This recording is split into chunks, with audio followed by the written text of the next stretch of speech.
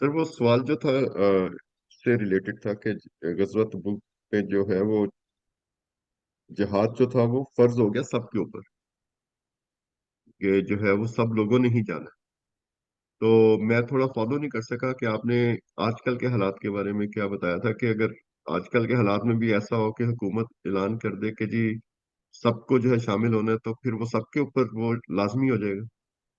یس یس، میں نے کہا تھا کہ اس زمانے میں جو اور آج کے زمانے میں جو فرق ہے وہ یہ ہے کہ اب اس زمانے میں کوئی ٹرینڈ آرمی ایگزسٹ نہیں کرتی تھی.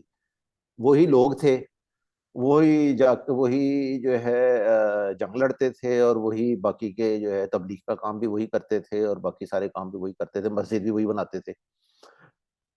اب ہمارے پاس جو ہے ہر ملک کے پاس ایک ایک ٹرینڈ آرمی موجود ہے.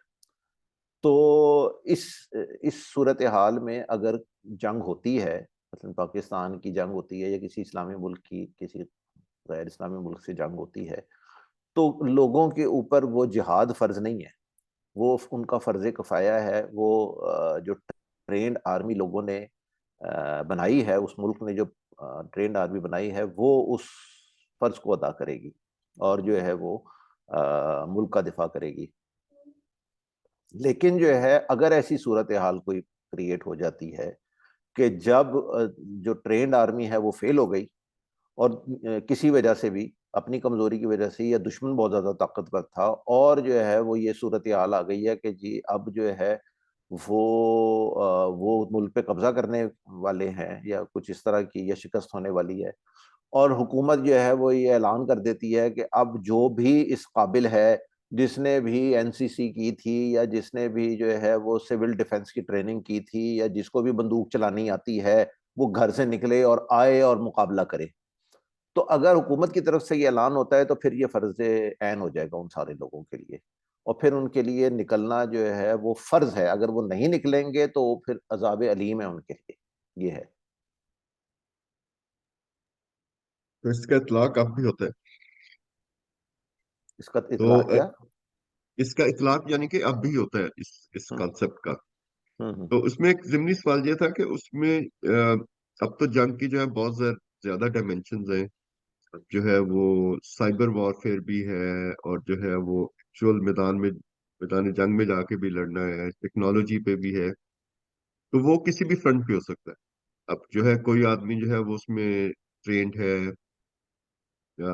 سیکیورٹی میں، فار ایگزامپل انٹرنیٹ سیکیورٹی میں، اور جو ہے وہ آ، دشمن کی جو ہے وہ سیکیورٹی کو جو ہے وہ بریک کر سکتا ہے، یا وہاں ان کی انفارمیشن کو لے کے آ سکتا ہے، ہیک کر سکتا ہے ان کو.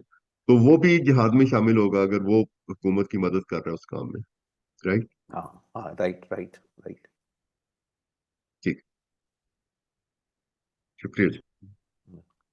جی پارٹیسپینٹ میں اور کسی کا سوال ہے جی؟ آج کے لیکچر کے حوالے سے جو آیت نمبر 38 ہم نے التوبہ، سورہ التوبہ کی، اور آیت نمبر 42 تک جو اسٹڈی کیا، تو اس حوالے سے کسی اور کا کوئی سوال ہے تو وہ پوچھ سکتے ہیں.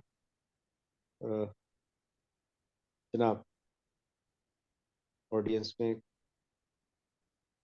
کسی کا اگر سوال ہے تو پوچھ لیں.